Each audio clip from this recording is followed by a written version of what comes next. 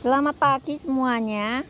Ya, inilah hasil cabai Mustika Tani ya, yang saya tanam sendiri dengan pakai pupuk Mustika Tani ya. Nah, ini hasilnya sangat memuaskan ya, Bapak Ibu ya. Ini Pak cabai ini enggak pakai pupuk kimia sedikit pun. Jadi semua memakai pupuk organik. Dan organiknya pupuk Mustika Tani.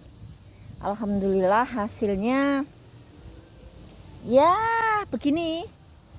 Coba ya. Jadi ini hasil pupuk Mustika Tani yang saya tanam sendiri. Alhamdulillah. Semoga kedepannya tambah memuaskan lagi. Ya, fokus dan fokus. Amin, amin ya rabbal alamin.